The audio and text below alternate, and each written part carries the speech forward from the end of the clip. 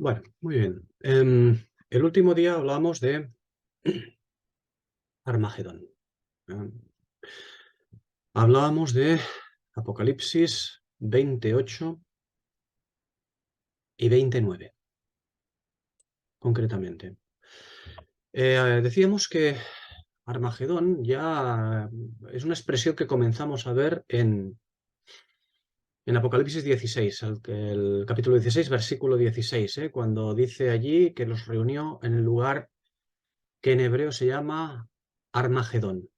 Armagedón, Armoed. ¿Eh? Y ahí veíamos, en Apocalipsis capítulo 16, versículo 14, veíamos que se nos hablaba de tres espíritus. Y aquellos espíritus eran espíritus de ranas. Sabemos perfectamente a qué hacía referencia. Hace referencia a espíritus de animal inmundo, de inmundicia. Esto es importante observarlo así. ¿Y de qué se encargan estos espíritus inmundos, de animal inmundo? Pues de engañar a las naciones para enfrentarse en la gran batalla, como dice allí, del gran día del Dios Todopoderoso. Es el espíritu que hace que las naciones se enfrenten contra el Cordero a la finalización de la tribulación, sí, pero es el mismo espíritu que operará al fin del milenio. Es el espíritu de incredulidad, de aborrecimiento de Dios, y por lo tanto de su Cristo también, aborrecimiento también de su Cristo, pero sobre todo ese espíritu del rechazo del caballo blanco, ese espíritu del rechazo del imperio de justicia que será aplicado con vara de hierro. Y estuvimos hablando de cuál era Armagedón. ¿Cuál es Armagedón? ¿Qué batalla es Armagedón? ¿El enfrentamiento premilenial o el enfrentamiento posmilenial? Bueno, decíamos que hay que contemplar Armagedón por lo que significa, por lo que es, recordad siempre, pasajes de correspondencia. No a mí me parece que, no, a mí me parece que, o yo opino que, esto, aunque muy acertado sea, por muy acertado que sea, hay que desecharlo siempre. Hay que buscar, o al menos hay que tratar, hay que intentarlo al menos, ¿eh? Hay que intentar buscar a qué pasaje está haciendo referencia, a qué profecía está haciendo referencia, a qué tipo o símbolo o sombra está haciendo referencia del pasado, ¿no? Y evidentemente ya dijimos que hace referencia, Armagedón, hace referencia a Armoed, hace referencia no concretamente tanto a una batalla, sino a algo que ocurrió en el pasado, ¿eh? Algo que ocurrió en el pasado, ya lo vimos ampliamente. Por lo tanto, ¿qué es lo que deberíamos de ver en Armagedón? Pues quizás deberíamos de pensar que en vez de pensar en conflicto de cuestiones territoriales o cuestiones ideológicas o cuestión de pistolas y sangre, deberíamos de pensar más bien en toma de decisiones, en conflictos de potestades. Deberíamos de pensar, en el fondo, en la verdad del espíritu en lugar de la verdad de la carne. Armagedón es muchísimo más que una batalla, muchísimo más que dos batallas. Es muchísimo más que todo esto.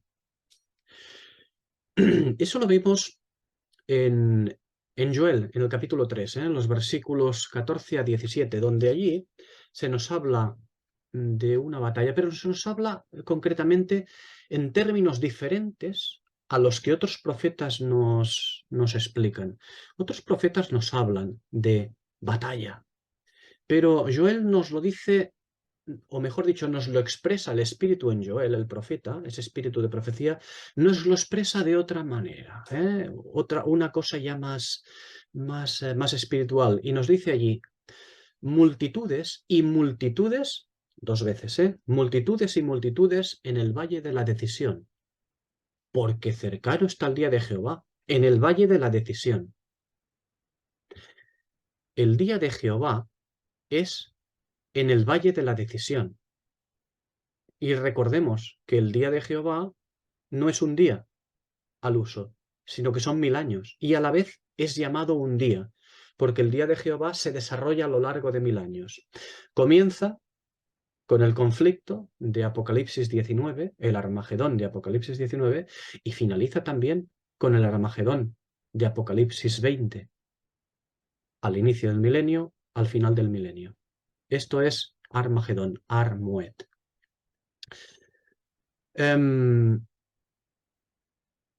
A pesar de ser un día y a la vez 1000 años, aún así, el día de Jehová sigue circunscrito al valle de la decisión, a la decisión de las multitudes y multitudes. Y esto es porque el valle de la decisión también es el día de la decisión, una decisión, un día, dispuesto alrededor de los 1000 años. Alrededor, a través, al inicio, al final, todo es el día de Jehová. Y este día del Valle de la Decisión hace referencia a Armagedón. Hace referencia al enfrentamiento de la bestia y de los reyes de la tierra en Apocalipsis 19, como hemos dicho. Pero también hace referencia a la batalla final del fin del milenio, Apocalipsis 20, versículo 8. Cuando multitudes se preparan en el Valle de la Decisión. ¿Por qué? Porque es una cuestión de decisión más que de batallas. Una decisión, ojo, no solo de parte de Dios, esa decisión, sino de parte de las multitudes, porque es la decisión de estas multitudes. Es su decisión final. Armagedón, Armagedón, en realidad se refiere a la cita, como hemos dicho en otras ocasiones, a la cita de Isaías 14, 13, esa cita sobre Babilonia y sobre Satanás, donde dice, tú que decías en tu corazón, subiré al cielo, por encima de las estrellas de Dios levantaré mi trono. Las estrellas, recordad, siempre hace referencia a la sabiduría que deben de enseñar los santos, ¿no? Aquellos que han recibido luz de parte del Señor. Sigue diciendo, por encima de las estrellas de Dios levantaré mi trono, y en el monte de la reunión, la traducción es, el original es Armoed, Armoed, el monte de la reunión, me sentaré en el extremo norte. Y como dijimos anteriormente, el monte de la reunión es el monte Carmel. En el extremo norte, como dice Isaías 14:13, en el extremo norte. El monte Carmel está en el extremo norte del Valle de la Decisión, el Valle de Jezreel, donde Acab convocó, si recordáis, a los hijos de Israel, a todos, dice a todos los hijos de Israel, eso es importante también. Y también reunió a los falsos profetas ante Elías, esto es, lo hizo se ve como lo hizo en el primer libro de los Reyes, capítulo 18. Y estos falsos profetas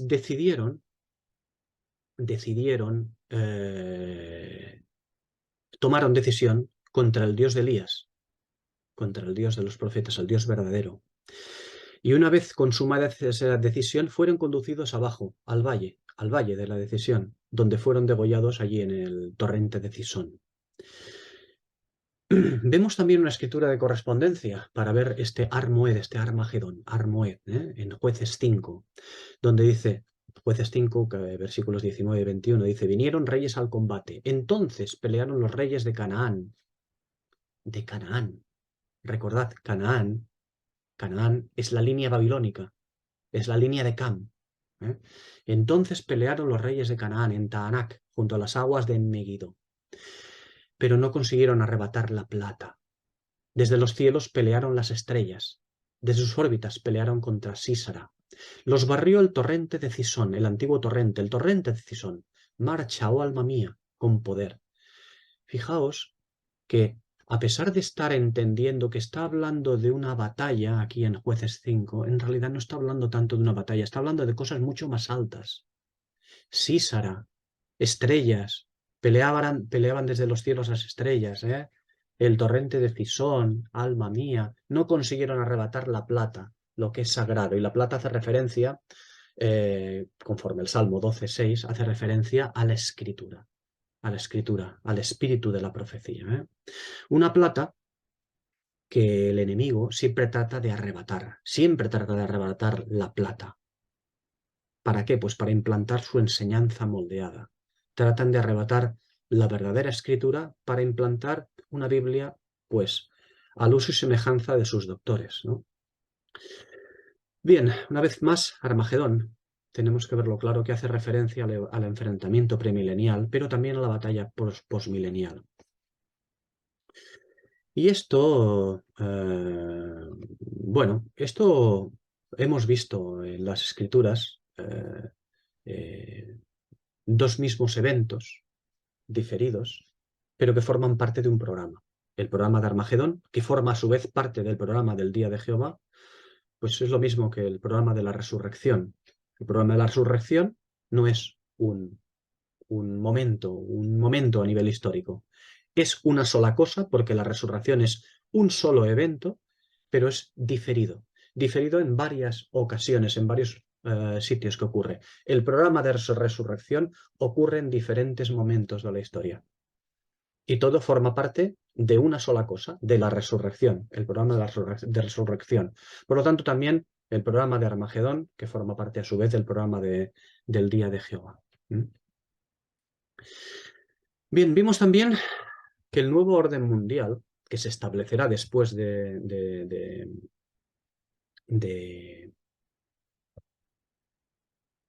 la tribulación, cuando venga el milenio, se establecerá un nuevo orden mundial. Bien, esto hace referencia también al nuevo orden mundial que se estableció en el diluvio. Después del diluvio, se establece una nueva creación de la tierra, ¿eh? Un nuevo cielo y una nueva tierra. ¿Eh? Y ese nuevo orden mundial que hubo en el diluvio, después del diluvio, perdón, lo manifiestan las líneas genealógicas de Sem, Cam y Jafet. ¿Eh? Y esas líneas, concretamente, son tres, específicamente tres. La línea semita, que es la línea de la fe, del pueblo de Dios. La línea camita, o de Canaán, maldito sea Canaán, que es la línea babilónica, y la línea de las naciones, la cual es ejemplificada por Jafet, el mayor, el hermano mayor de Sem, Jafet. Allí se nos aclara bien en Génesis 9 estos versículos 25, 26 y 27. Allí nos lo deja claro en el capítulo 9 de Génesis. Pero en Ezequiel, capítulos 38 y 39, allí nos habla también de la última batalla, el fin del milenio.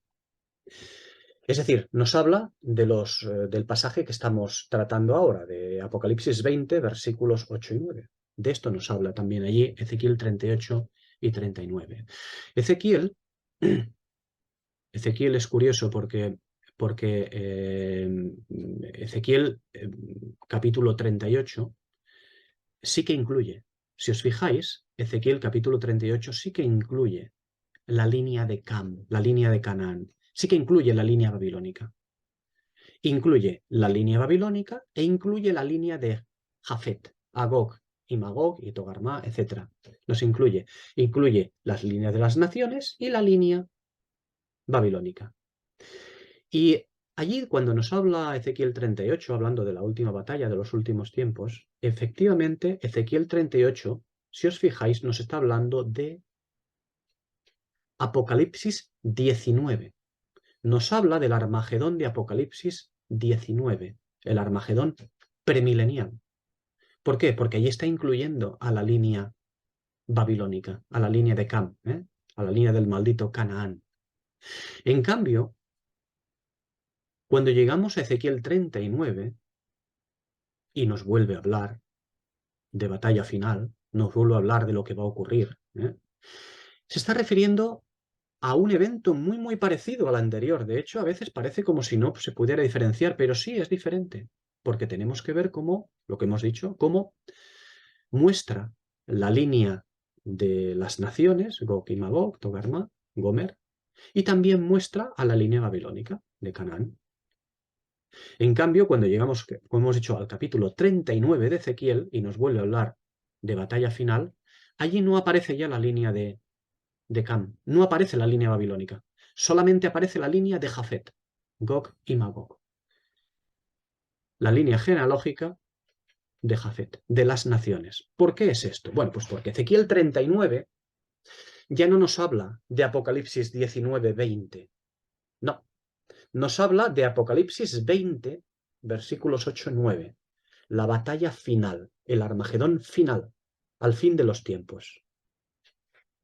Es importante verlo así, comprobando estos pasajes de correspondencia.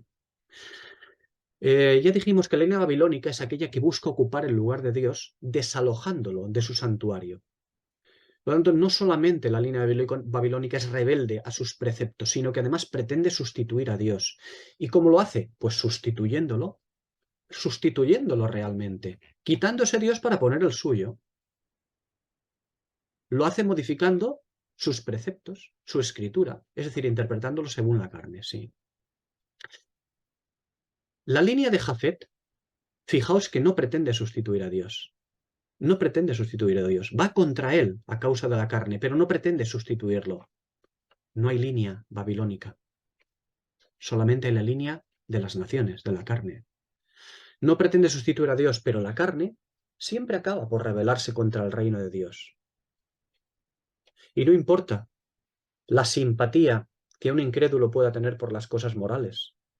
No importa que un incrédulo pueda tener espíritu noble. No importa que un incrédulo pueda tener buenas intenciones. Os digo no. Antes bien, si no os arrepentís, todos pereceréis igualmente. Esa es la realidad. Cuando la carne sea despojada, cuando la carne sea arrebatada, lo único que quedará en el hombre bajo el sol es la palabra de Dios. Si es que hay algo de palabra de Dios en el hombre. Porque igual el hombre final se encuentra que lo único que está vestido no es de palabra de Dios, sino algo que se parece a la palabra de Dios. Igual, cuando llegue el tiempo, el hombre se encontrará que no está vestido de la primera serpiente de bronce, sino la serpiente de bronce que Josías tuvo que pisotear y destruir. Igual se encuentra que está revestido de, de símbolos cristianos, de fiestas cristianas, de muchos dichos cristianos, incluso de muchos versículos bíblicos, pero estará quizá revestido de mucha Biblia, pero de muy, muy, muy poca escritura o ninguna escritura. Y eso hay que tenerlo en cuenta. Hay que vigilar esto, concretamente. Porque esto es lo que va a ocurrir, porque por mucho que digamos creo en Dios, no sirve. Sirve conocer al Dios en el que creemos. Porque si no, un día Él puede decir, no, nunca os conocí. Da igual lo que digáis. Da igual que tengáis el conocimiento o que decís que tenéis el conocimiento de la profecía. Da igual que hayáis echado demonios. Es decir, da igual que digáis que habéis echado la inmundicia, que vosotros sois limpios, no tenéis inmundicia. Da igual que habéis obrado milagros. Es decir, lo que dice en Mateo capítulo 7. ¿Mm? Porque eso no nos da estatus de vida. Nos da estatus de aparente vida. Pero no nos lo da. Por lo tanto, por mucho que Jafet habite en las tiendas de Sem, que es lo que debería hacer, no por ello vivirá. Por habitar en las tiendas de Sem, sí que se puede llegar a recibir las palabras de la línea semita. Sí que se puede llegar a disfrutar del bien y de saciarse de esas palabras de bien. Pero cuando llegue el valle de la decisión, la línea de Jafet deberá entender en qué Dios ha creído. No solamente dirá, creo en Dios, si ya sabemos que creeréis en Dios todos. Porque no tendréis más remedio, porque será la verdad absoluta, implantada en la tierra. Alguien dirá, yo creo en Dios, no, tú no, todo el mundo, hasta los burros creerán. Da igual. La cuestión será en saber en qué Dios ha creído uno. Si conoce verdaderamente a Dios, no solamente lo que ven mis ojos, lo que ve mi carne o lo que siente mi carne. Desde luego. En el día del Valle de la Decisión se verá todo, y ese día llegará al fin del milenio. Es la decisión final de la historia del hombre bajo el sol, aunque ese día, en el fondo, no es más que la manifestación del caminar del hombre, pero simplemente al final de su andadura. El día de la decisión, como dijimos el otro día también, el día de la decisión es hoy. Siempre es hoy el día de la decisión. Y esa decisión no es la que la Odisea nos enseña. Digo la Odisea porque es la que está en el momento actual, en el momento presente. La Odisea nos enseña que si decimos frases mágicas, si cogemos las vendas y los velos mágicos, aquellas de las que habla Ezequiel, si recordáis, pues ya está. Si decimos, aceptamos a Jesús como nuestro Señor y Salvador, ya está, ya estamos salvados. Se lo hemos dicho, le hemos dicho que nuestro hijo lo diga y ya está salvado. Pues no, no lo está. Maravilloso, maravilloso que haya tomado la decisión de comenzar a dirigirse, pero no lo está. Las frases mágicas no salvan. Es que cuando dices esa frase mágica entra el espíritu en tu vida. No es verdad. No es verdad. No lo es. Las frases mágicas no sirven. El polvo de hadas no sirve, no sirve. Y el polvo de hadas de la Biblia tampoco sirve. Sirve la escritura. Sirve el conocer al Señor. Eso sí que sirve. Ya lo creo que sirve, pero no es lo mismo. Por eso insisto siempre en que no es lo mismo la Biblia que la escritura. Porque esa es la diferencia en el fondo de la serpiente de bronce que levantó Moisés a la serpiente de bronce, la misma, por cierto, a la serpiente de bronce que pisoteó y destruyó Josías. Tuvo que hacerlo, ¿no? En fin, muchos son llamados y pocos los escogidos. Pero atención, porque los escogidos aún son legión con respecto a los fieles. Así que, si muchos son llamados y pocos los escogidos son legión respecto a los fieles. Veremos. En fin, vamos a continuar porque hemos hablado de los versículos 8 y 9. Vamos a volverlos a leer. Y saldrá, de Apocalipsis 20, y saldrá a engañar a las naciones que están en los cuatro extremos de la tierra, a Gog y a Magog, a fin de reunirlos para la batalla, el número de los cuales es como la arena del mar.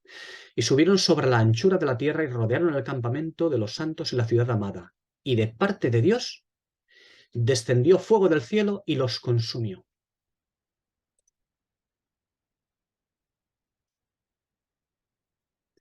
En cuanto a la expresión, descendió fuego del cielo y los consumió, del versículo 9. Esto es una evidente referencia a Elías, pero no al Elías de los falsos profetas degollados, no a la primera batalla, no a Apocalipsis 19. No, estamos hablando de esa referencia de Ar-Moed, el monte de la reunión. No. Esta referencia de Apocalipsis 20 sí que hace referencia a Elías, pero no a los falsos profetas degollados, no, hace referencia a otra cosa.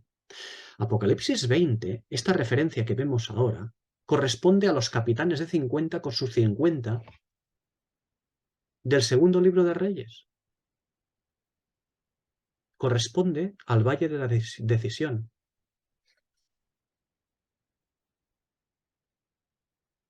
Los profetas degollados en el Valle de la Decisión de entonces, en Armagedón, corresponden a Apocalipsis 19.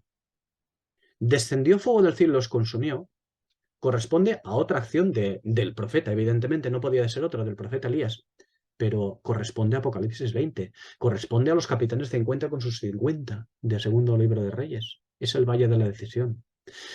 En esta última ocasión, Armagedón, al fin del milenio, ya no hay enfrentamiento contra la falsa profecía, ya no existe la falsa profecía. La falsa profecía dejó de existir antes de iniciarse el milenio. Apocalipsis 19 dejó de existir allí. Desde entonces impera la escritura, la profecía divina. Hemos dicho que en el milenio imperará la escritura, la profecía divina. Lo que sucede al final del milenio no es falsa profecía, es pura rebeldía. Rebeldía abierta contra la escritura clara y transparente.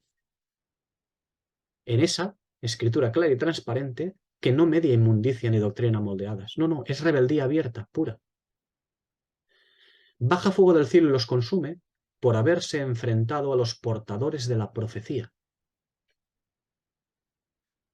Baja fuego del cielo y los consume por haberse enfrentado al espíritu de la profecía en el milenio, como hicieron aquellos capitanes 50 con sus 50, que no temieron a aquel que era portador de la profecía de Dios. Evidentemente, recordamos, Armagedón tiene dos vertientes. Una, la de la matanza de los falsos profetas, y dos, la muerte de la sociedad civil, esta vez sin relación con la falsa profecía. La matanza de los falsos profetas, de la falsa profecía, tiene que ver con la batalla premilenial de Apocalipsis 19. Es Armoed, el monte de la reunión. La muerte de la sociedad civil, sin relación con la falsa profecía, es la del final del milenio, Apocalipsis 28:9. Es el valle de la decisión de Joel 3:14. Antes de iniciar el milenio, el Señor llega con el reino de los cielos a la tierra para depurarla y extirpar la falsa profecía. Es decir, para extirpar todo lo que Satanás ha construido durante milenios. ¿Y qué es lo que ha construido durante milenios? Babilonia, que incluye a la bestia imperial, al falso profeta y a la ramera. Es decir, Babilonia, la construcción, la ciudad de Satanás en contraposición con la ciudad de Dios, la ciudad de Satanás incluye a estos tres, a la bestia imperial, al falso profeta y a la ramera. Incluye a los tres ejes que Satanás ha usado para ir arrebatando el candelero de Dios en la tierra. ¿Cuál es el candelero de Dios en la tierra? Otras tres cosas. El gobierno del hombre guiado por la ley de Dios, el candelero judío y la iglesia. Y a estos tres los ha corrompido. En estos tres, en la ley de Dios, el gobierno del hombre guiado por la ley de Dios, el candelero judío y la iglesia, a estos tres Satanás ha ido corrompiendo, ha ido medrando en ellos mismos. Ha ido moldeando la palabra de Dios hasta hacerla suya. ¿Una suerte de verdad? Sí, pero de verdad de la carne, de los ojos de la carne. Ciertamente muy religiosa, pero nada espiritual en el fondo, aunque se nos presente como tal. El ejemplo actual es nuestra iglesia Laodicea, que nos ha dado de mamar y que nos mantiene en esa especie de anestesia para que no lleguemos ¿a qué? Para que no lleguemos a alcanzar todas las riquezas de una plena seguridad de comprensión a fin de conocer bien el misterio de Dios Padre y de Cristo en quien están escondidos todos los tesoros de la sabiduría y del conocimiento. Estoy citando el versículo de Colosenses. A fin de que no ocurra esto, que Pablo sí quiere que ocurra. Y a fe que Satanás lo ha conseguido. No lo ha conseguido 100%, pero su mayor parte lo ha conseguido.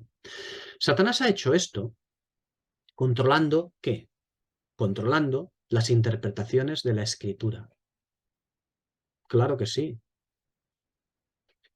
Satanás controla las interpretaciones de la Escritura.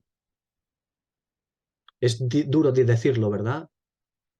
Cualquiera dirá, este no dice más que sandeces y cosas brutales contra la Iglesia y contra Dios. No es verdad. No es verdad. Satanás controla muchas cosas. Lo hemos visto, lo hemos ido viendo a lo largo de la interpretación de este libro. Controla traducciones, controla muchas cosas. Es verdad, hasta donde el Señor se lo permite. Pero el Señor permite bastante.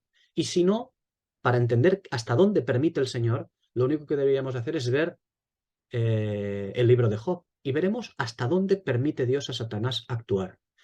Lo cual es mucho, mucho, mucho, mucho.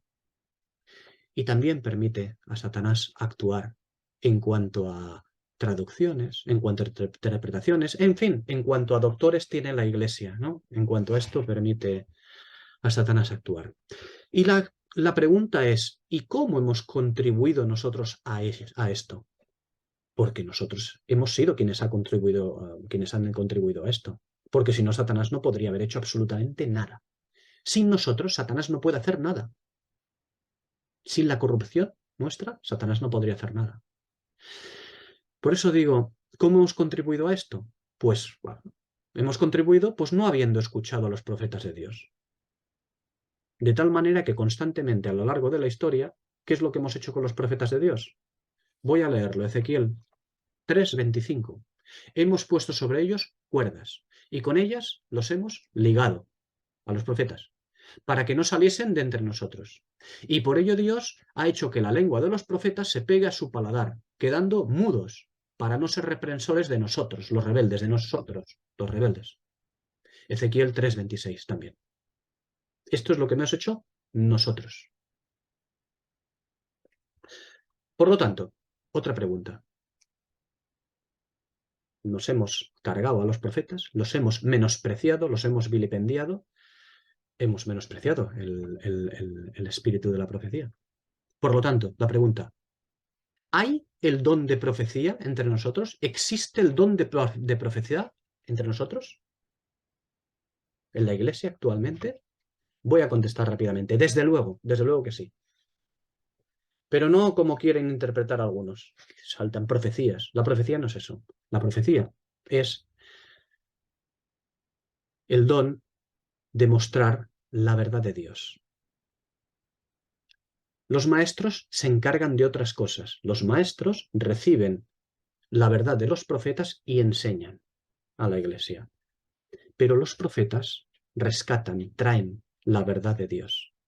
Da igual cómo sea. Y si no, por ejemplo, observemos al profeta más poderoso que ha habido bíblicamente hablando. El profeta más poderoso fue Eliseo. ¿Qué profecías establece Eliseo? Si Eliseo hace otras cosas mucho más importantes que hablar de profecías concretas, especiales. Él no tiene visión, no es un vidente al uso, como otros sí. Fijaos, es curioso. O Daniel, que lo que hace es comunicar cosas que Dios le dice. En fin, una vez más, ¿hay el don de profecía entre nosotros? Desde luego que sí. De hecho, Pablo coloca este don sobre los demás. Primera a los Corintios 14:1. Pablo coloca el don de profecía sobre los demás. Dice, sobre todo, que profeticéis, sobre todo, os lo digo, sobre todo que profeticéis.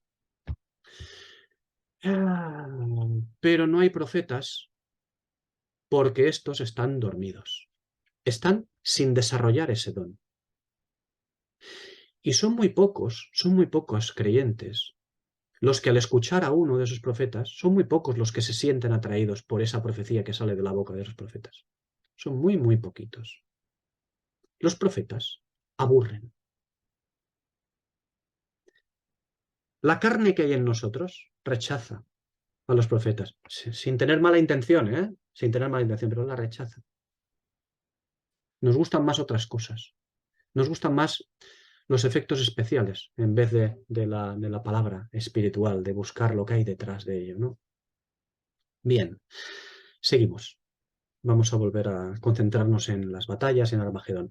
La batalla contra la bestia y el falso profeta devoró, en Apocalipsis 19, devoró las carnes de Babilonia, devoró la falsa profecía. La falsa profecía no volverá a tener lugar. Desapareció antes de iniciarse el milenio. La falsa profecía no volverá a introducirse.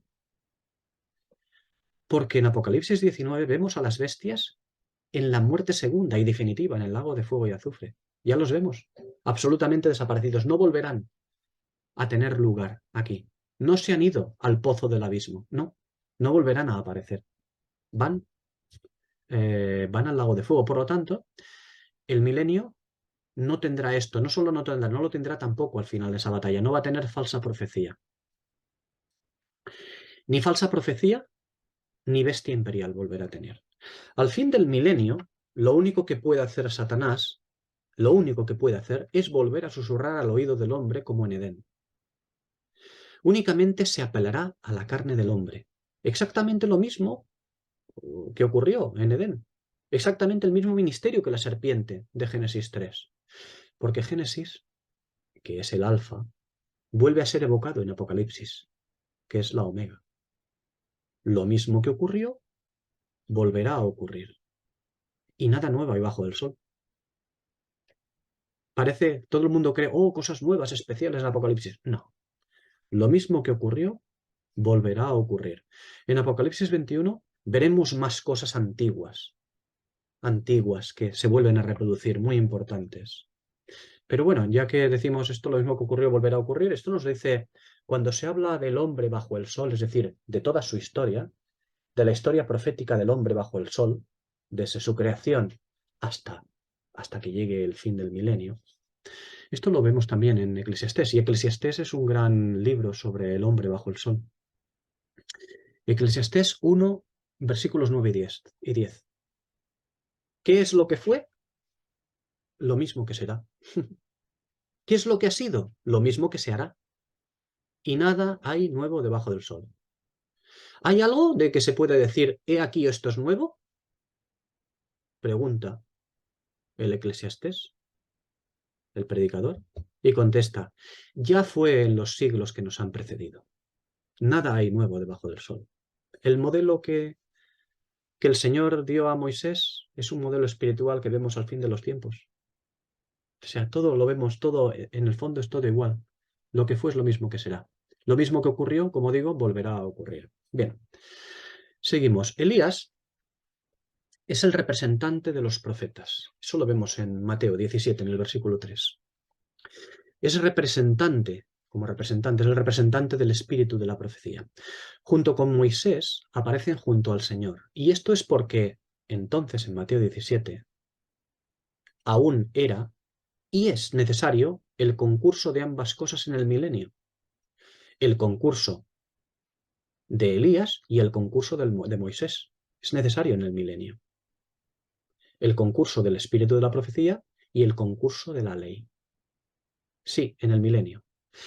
La ley y la profecía, es decir, la imposición de la escritura llevada y aplicada por aquellos que tienen el espíritu de la profecía. La aplicación del caballo blanco. Otra cosa que debemos ver es quiénes son estos portadores, aquellos que tienen el espíritu de la profecía. ¿Quiénes son estos portadores del espíritu de la profecía? Para ello, debemos conocer quiénes son los pospuestos. Es decir, quiénes son los trasladados para no ver muerte. ¿Y quiénes son los trasladados para no ver muerte en el Antiguo Testamento? En los libros antiguos, Enoc y Elías. Enoc representa a los que caminan con Dios y son trasladados. Y Elías representa al espíritu de los profetas. Ambos pospuestos y reservados para un ministerio final, el de la dispensación milenial, la última dispensación. ¿Y a quién corresponde la descripción de caminar con Dios y ser arrebatado y además también llevar el espíritu de la profecía, la escritura abierta? ¿A quién corresponde ser como Enoc y a la vez ser como Elías? ¿A quién corresponde ser pospuesto para no ver muerte, caminar con Dios y también ser portador del espíritu de la profecía? A la novia, a la que ahora es la novia, a la que será la esposa, a los que van a ejercer el ministerio de la escritura en el futuro. Una escritura como una vara de hierro, es decir, un ministerio parecido al de Moisés, como una vara de su boca, que dice del Señor. Y también una escritura abierta como corresponde al espíritu de la profecía, es decir, un ministerio como el de Elías, exactamente igual. Bueno, pues esos portadores de la profecía en el milenio tendrán categoría de santos de Dios, ante los cuales los hombres deberán escuchar y temer. ¿Por qué? Porque su palabra será palabra de Dios. Al fin de los 1000 años, los hombres ya no querrán respetar la dignidad del profeta de Dios. Ya no querrán respetar la dignidad de los profetas de Dios, de los portadores de la profecía. ¿Y qué harán? Los hombres, lo mismo que hicieron los capitanes de 50 con sus 50, le menospreciarán queriendo quitar de en medio todo lo que eso representa. El menosprecio al profeta, a Elías, igual que el menosprecio a los profetas antes de la última batalla, conllevará el fuego del cielo, que los consumirá y finalizará así el tiempo profético del hombre en la tierra. Como veis, son pasajes que son casi igual, solamente cambiamos Elías por los portadores de la profecía, entonces, por los portadores de la verdad, por la esposa. Es lo único. Y cambiamos aquel fuego del cielo que bajó para consumir a aquellos capitanes de 50 con 50 por el fuego del cielo que descenderá y consumirá a la línea de Jafet a las naciones en la tierra. No se tratará lo que hagan las naciones entonces, final del milenio, no se tratará de un intento de sustituir la profecía por algo falso y moldeado, como está ocurriendo ahora, como ocurrió anteriormente, no. Entonces los hombres reconocerán, claro que sí, reconocerán a los profetas de Dios y los aceptarán como tales, pero no los querrán y osarán sitiarlos e intentar deponerlos. Segundo libro de Reyes, capítulo 1. Es el pasaje del que hablamos, versículos 9 y 10. Envió a él, a Elías, envió a él un capitán de 50 con sus 50, el cual subió a donde él estaba, el cual subió contra el campamento de los santos, subió a donde él estaba. Y aquí que él estaba sentado en la cumbre del monte, subió y rodearon el campamento de los santos, aquellos que cuando lleguemos a Apocalipsis 21 veremos de dónde se divisa la Nueva Jerusalén, desde un monte alto y grande. Y el capitán le dijo, varón de Dios, lo reconoce, como varón de Dios, le dice, varón de Dios, el rey ha dicho que desciendas. Y Elías respondió y dijo al capitán de 50, si yo soy varón de Dios, descienda fuego del cielo y consúmate con tus 50. Y descendió fuego del cielo que lo consumió a él y a sus 50. En fin, explicaba esto todo a cuenta de poder observar la diferenciación entre el Elías del exterminio de la falsa profecía, que vemos en primer libro de los Reyes, capítulo 18, versículo 40, y Apocalipsis 19, 20, que son una sola cosa, es decir, que son escrituras de correspondencia, y la diferenciación con el otro Elías, el Elías de la muerte de los que reconocen la profecía de Dios, pero se rebelan contra ella, el capitán de 50 con sus 50. Y esto lo tenemos en el segundo libro de Reyes, capítulo 1, versículos 9 y 10, coincidiendo, correspondiendo con Apocalipsis 20, versículo 9.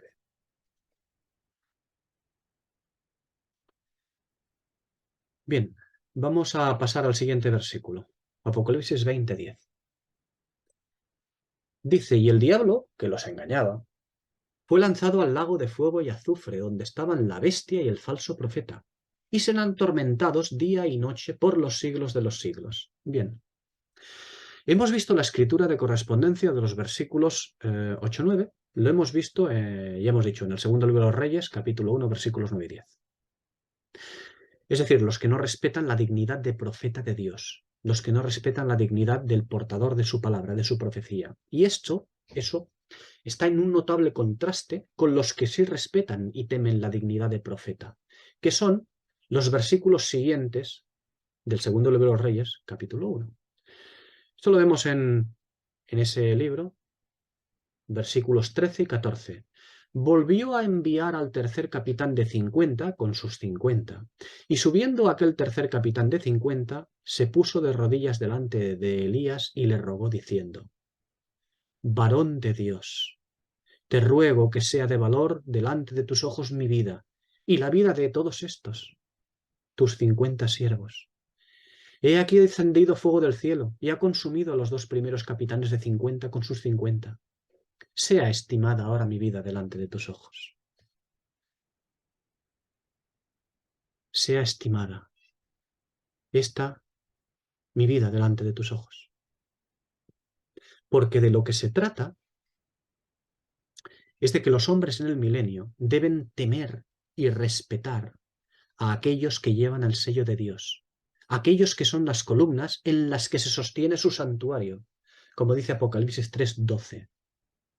Los hombres deben aceptar como de Dios mismo las palabras que tienen aquellos que llevan impreso el nombre de la ciudad de Dios. Porque el significado de la Nueva Jerusalén,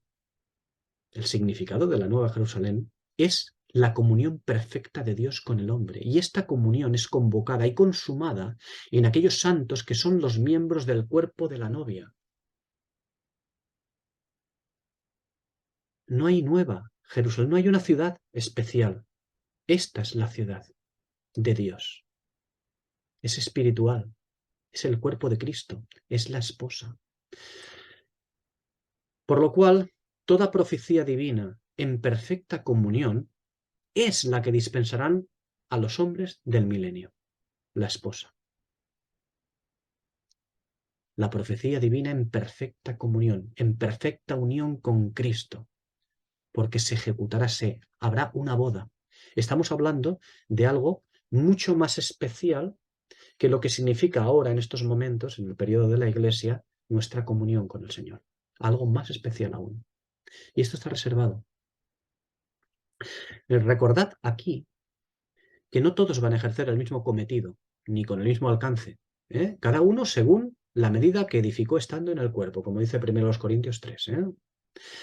De cualquier manera, este cometido milenial corresponde a la novia, ahora la novia, a la que será la esposa, la nueva Jerusalén. Y no respetar la dignidad de profeta, no respetar al portador de la escritura, al portador de la verdad, entonces, conlleva fuego que le consumirá. Bien, es Satanás quien sale a engañar a las naciones. Es el querubín de Ezequiel 28:14 quien sale a engañar a las naciones, pero sabiendo que el querubín que sale a engañar a las naciones está en cenizas, como corresponde a Ezequiel 28:18. Es decir, sin tener contacto con las piedras de fuego que otorgan la capacidad de señalar el pecado.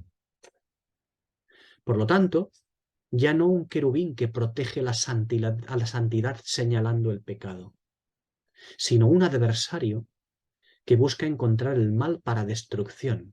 Es el adversario de Tito 2:8. Recordad que la naturaleza de querubín señala el pecado y usa a las naciones de manera providencial para que éstas actúen. Lo vimos en los capítulos 4 y 5 de Apocalipsis, cómo actúan los querubines, que son, en fin, lo vimos todo, ¿no? Allí. Así, aquí, en este versículo que tratamos, este versículo 10, Satanás sigue teniendo su propia naturaleza querubínica. Es su naturaleza, no se le ha quitado su naturaleza querubínica. Es naturaleza de señalador del pecado. Y la de poder movilizar a las naciones. Sigue siendo la misma naturaleza, la que vimos en los querubines, que son, usan providencialmente a las naciones para otorgar, digamos, el poder delegado imperial, ¿no? Ya lo vimos allí. Como digo, tiene poder, continuará teniendo poder de señalador del pecado y de poder movilizar a las naciones. Pero esta naturaleza también continúa siendo en cenizas. Y él no puede inhibirse de esto, como sí hicieron los otros seres vivientes. Él es un ser caído de su dignidad, lo vimos en Lucas 10:18 y también lo vimos en Apocalipsis 12, versículos 7 a 9. Él es un ser caído de su dignidad. Él puede controlar a los hombres, pero no puede controlar a su propia naturaleza. No. Por lo que, como su poder acusatorio no les servirá para sus fines, cuando llegue el fin del milenio, no les servirá poder acusatorio para sus fines, ¿quién volverá a ser? Volverá a ser el del versículo 10. En este versículo 10, el diablo. Vuelve a ser el diablo. Es decir, como explicamos lo que significaba la expresión diablo, el que induce a pecar. Él no puede controlar su naturaleza en cenizas. Un querubín caído que induce a pecar. Así pues el diablo, nuevamente, vuelve a ser diablo. No vuelve a ser la serpiente antigua, ni Satanás, ni nada. Vuelve a ser el diablo, otra vez, el que induce a pecar. Su cualidad de diablo le sirvió para engañar pervirtiendo la escritura. En Mateo 4. Esto es muy importante. La cuestión, en Mateo 4, él pervierte la escritura ante el Señor Jesús. La cuestión es que la escritura, en el milenio y al final del milenio, ya no se podrán pervertir. La escritura no se podrá pervertir por estar en las manos proféticas de quienes estará. Será imposible pervertirla ya. A partir del caballo blanco, la escritura es inviolable. O mejor expresado, inmoldeable, impervertible. Satanás, al final del milenio, ya no va a poder engañar a nadie con las escrituras. Únicamente podrá sembrar el deseo de Edén, que no es otro que volver a ver y desear las cosas según la verdad de la carne. Y eso solo lo podrá lograr, evidentemente, en los hombres que no hayan obedecido el Evangelio eterno al final de la dispensación, que no hayan recibido el Evangelio eterno, que no lo hayan abrazado, un Evangelio para la eternidad. Y es en su cualidad de diablo que se dice que él fue trasladado junto con la bestia y el falso profeta, que será trasladado junto con la bestia y el falso profeta. ¿Por qué? Porque es su cualidad de engañador, de moldeador de las escrituras, de auspiciador de la falsa profecía que va a ser puesto en el lugar del testimonio perpetuo del mal quitado, el cual es el lago de fuego y azufre. Recordad, el testimonio de 2 o 3 con respecto a esto, del lago de fuego y azufre. Recordad que 2 y 3 el número 2 y el número 3, son número de testimonio. Por eso en muchas partes de la Escritura habla del testimonio de 2 o 3. No es casual esto, es el Espíritu que permite que se hable de esta manera. Porque podría decir con el testimonio de 2. No, pero dice con el testimonio de 2 o 3. ¿Por qué? Porque el 2 y el 3 son número de testimonio y el Espíritu esto lo controla. Por eso controla lo que ha sido escrito en la Escritura, lo que ha sido registrado en la Escritura. Pues dice el testimonio de 2 o 3. 2 y 3 son números de testimonio y 3 expresa perfección del testimonio, siendo un número divino que habla de la perfección del testimonio. Recordad que la bestia y el falso profeta, 2, son los que ya inauguraron el lago de fuego como testimonio perpetuo del mal quitado y que no debe volver a imperar, el de la carne y el de la escritura moldeada. Solamente falta perfeccionar este testimonio perpetuo del mal quitado. Solo falta perfeccionarlo. Hubieron 2, falta el tercero, el que hace el 3. Solo falta el padre de todo esto para que el testimonio sea perfecto. Primero, fueron 2 los testigos que fueron al lago de fuego. Con el tercero, y más importante porque es quien quiso ser Dios, quiso sentarse en el monte de la reunión. Con este tercero y más importante, el testimonio es de 3. Será de 3. El número de la perfección. En este caso, de la perfección del testimonio del mal. Y este testimonio es eterno. Será eterno. Ese es el ministerio del lago de fuego y azufre, de ese estanque. En fin, Satanás no puede evitar su propia naturaleza. Su propia naturaleza le lleva a cumplir el plan divino. Y su propia naturaleza le conducirá al lago de fuego y azufre, donde será testimonio perpetuo de su pretensión de haber intentado buscar ser como Dios. Y quien busca ser como Dios, todo aquel que busque ser como Dios, tendrá su lugar en el lago del testimonio.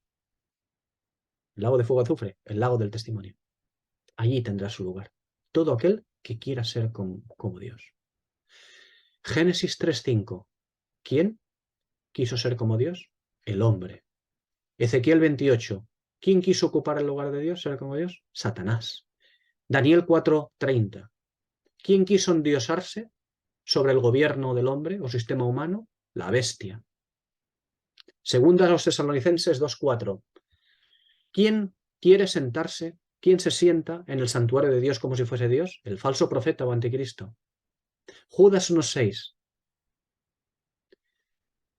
¿Quién perdió su dignidad de ministro profético de Dios para servir a otro que quería establecerse en el lugar de Dios? Los ángeles que abandonaron su dignidad. Todas estas escrituras nos hablan de todos aquellos que van a ocupar el lago del testimonio perpetuo del mal. Y todos estos, todos quisieron ser como Dios.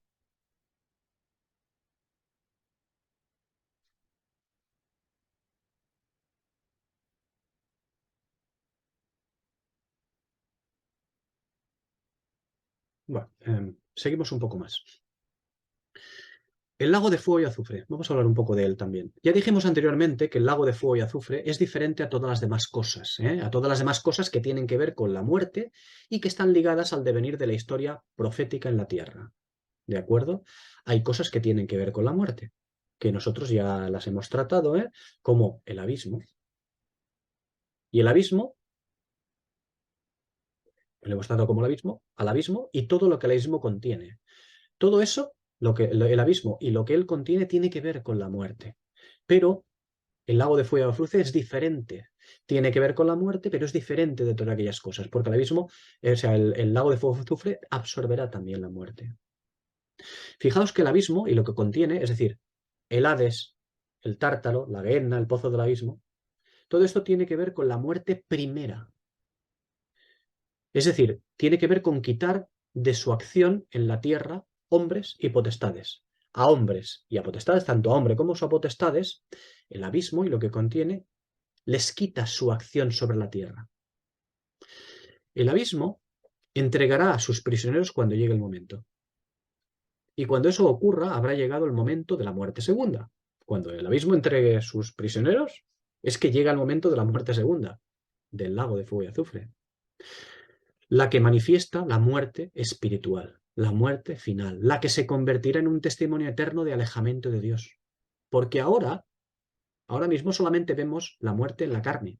Lo que vemos es la muerte en la carne. El abismo contiene la muerte en la carne, la muerte en la acción en la tierra aquí. Pero cuando llegue la muerte segunda será otra cosa.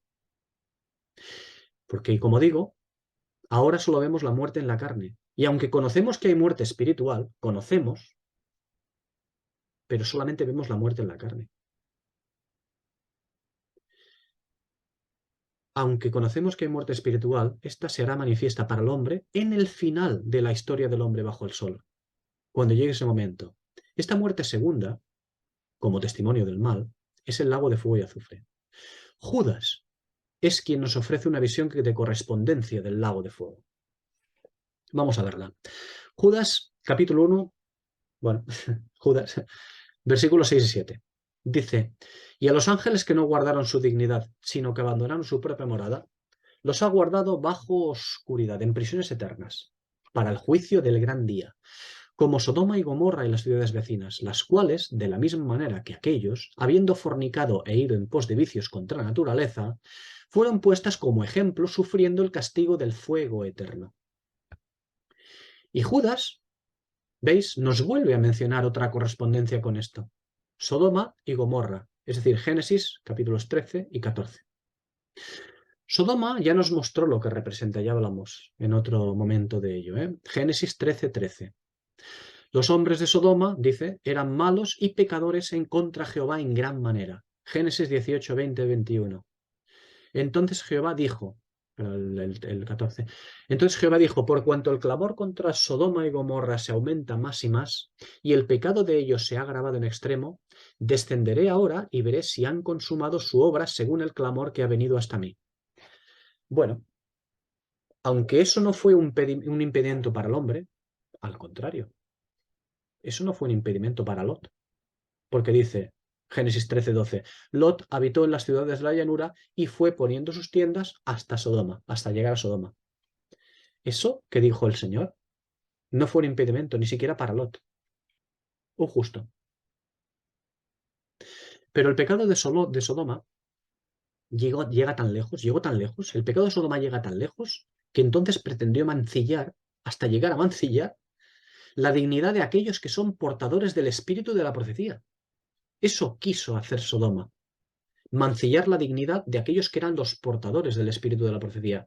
¿Quiénes? Recordemos lo que son los ángeles, los representantes del espíritu profético. Eso es lo que hicieron. Vuelvo a decir, eso lo vimos en Génesis 19:5. Vuelvo a decir, no hay nada nuevo debajo del sol, todo se repite. Por eso siempre insisto mucho en las escrituras de correspondencia.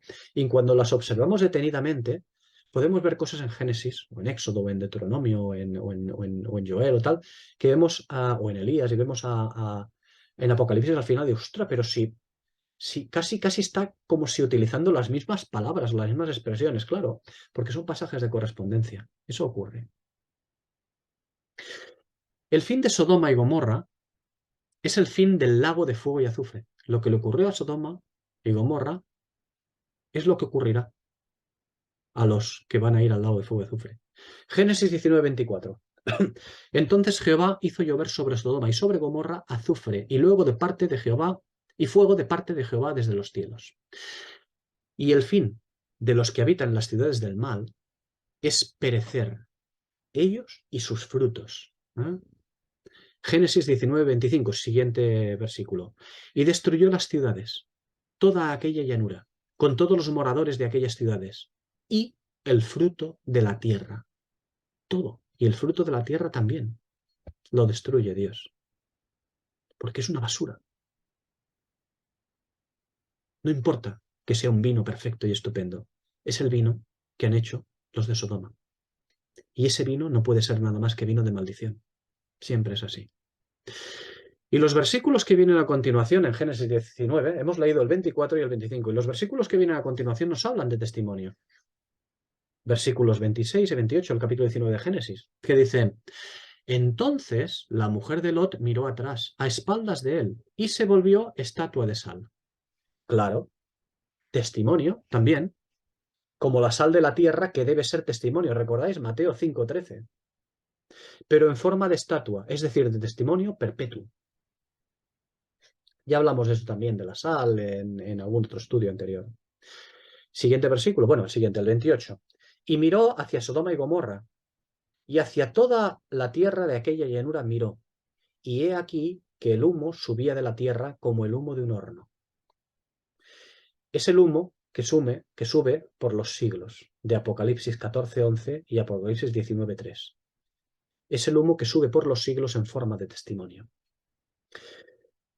Deuteronomio 29, cuando Dios habla del pacto mosaico, y les habla del pacto mosaico a los que debían de poseer la tierra prometida, les dice que han salido y pasado por naciones de monstruosas abominaciones, en el versículo 17 de ese capítulo 29 de Deuteronomio. De las cuales cosas les dice que deben alejarse, versículo 18. Cosas para las cuales solamente hay, versículo 23, azufre y sal, ¿vale? Azufre y sal. ¿Habéis visto? Pasajes de correspondencia. Azufre y sal. Tierra quemada. Eso es su tierra entera. No será sembrada, ni producirá, ni crecerá en ella hierba alguna. Como sucedió en la destrucción de Sodoma y de Gomorra, de Admá y de Zeboim, las cuales Jehová destruyó en su furor y en su ira. Ya lo veis. Fuego, azufre y sal. Además, en los versículos siguientes, versículos 22 a 29, el Señor les insta a recordar todo esto como testimonio por los siglos. Es una escritura perfectamente de correspondencia con todo esto, con el lago de fuego de azufre, con Sodoma y Gomorra, con haberse convertido en estatua de sal, con toda esta situación, con el testimonio. Otra escritura, hay otra escritura que tenemos con respecto a Sodoma y Gomorra. Sofonías, capítulo 2, versículos 9 a 10. Por tanto, vivo yo, dice Jehová de los ejércitos, Dios de Israel, que Moab será como Sodoma, y los hijos de Amón como Gomorra, campo de ortigas y mina de sal.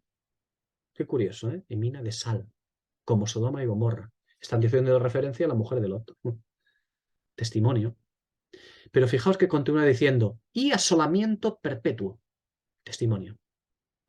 El remanente de mi pueblo los saqueará, y el remanente de mi pueblo los heredará. Este será el pago de su soberbia, porque afrentaron y se insolentaron contra el pueblo de Jehová de los ejércitos, que es lo que va a ocurrir al final del milenio.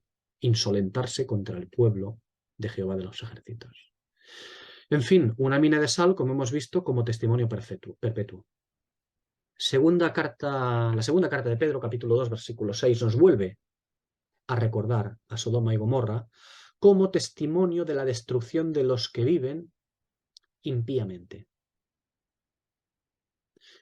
Y los versículos 9 y 10 los traslada, estamos siguiendo en la segunda de Pedro capítulo 2, y los versículos 9 y 10 los traslada al día para el que están reservados estos impíos.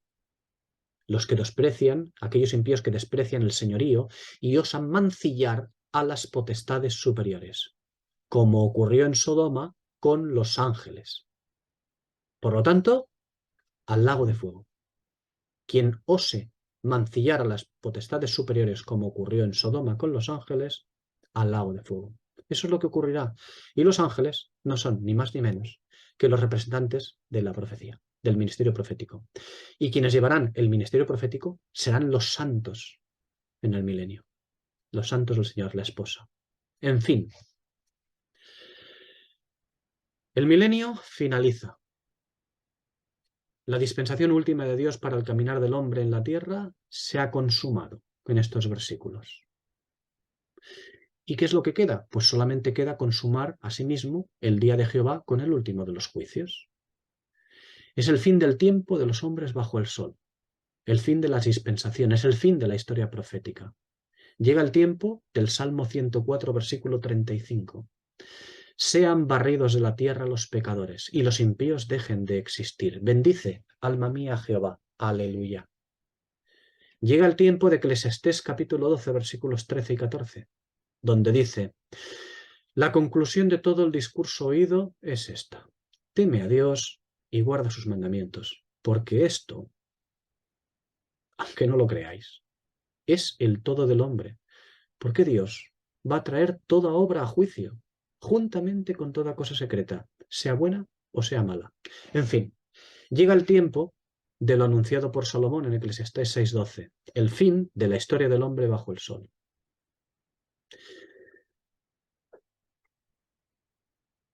Con la finalización del milenio, bueno, veremos el próximo día ya el capítulo, el versículo 11, más cosas como el gran trono blanco, etcétera, pero con la finalización del milenio finaliza la historia del hombre bajo el sol.